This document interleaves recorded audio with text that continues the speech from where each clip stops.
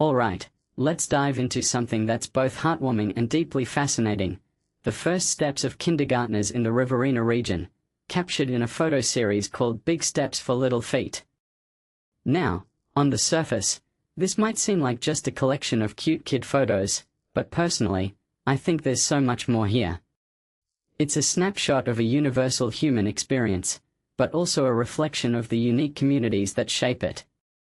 What makes this really interesting is how these images, taken by Bernard Humphreys, aren't just about the kids, they're about the places, the people, and the stories behind those smiles.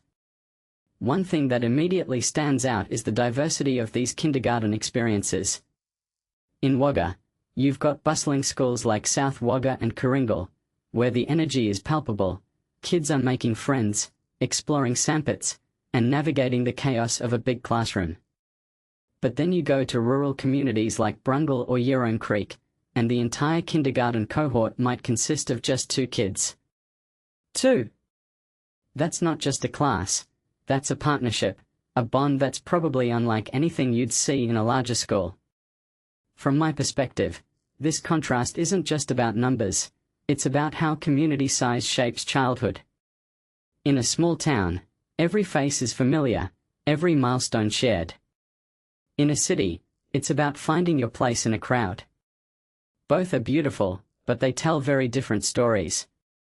What many people don't realize is how much these early school days set the tone for a child's entire educational journey. Those oversized backpacks, the crisp uniforms, the nervous grins, they're not just cute details. They're symbols of a massive transition. If you take a step back and think about it, these kids are literally stepping into a new world. The playground isn't just a playground, it's a continent waiting to be explored.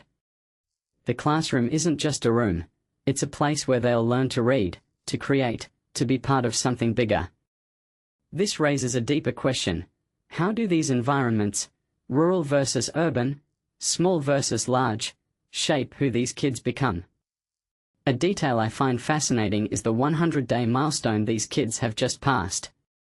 They're no longer just beginners, they're artists, readers, friends.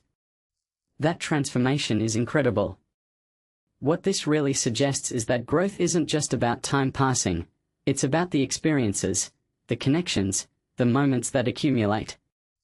And these photos? They're a time capsule of that growth. In 20 years, these kids will look back and see more than just their younger selves.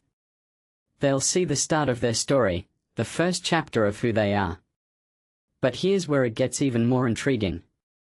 These images aren't just about the kids, they're about the communities that raise them. In places like Tarcutta or Tumbarumba, the school is often the heart of the town. The teachers, the parents, the local photographer, they're all part of this collective effort to nurture these little humans. Personally, I think that's what makes the Riverina so special. It's not just the landscapes or the schools, it's the way people come together to celebrate these milestones. These photos are a testament to that. So, as we wrap this up, I'm left with a thought. What if we all took a moment to appreciate the big steps in our own lives? Not just the literal ones, but the metaphorical ones. The first day of a new job, the first time we tried something scary, the first time we felt like we belonged. These kindergartners are just starting their journey, but they're already teaching us something profound. Growth is messy, beautiful, and worth capturing.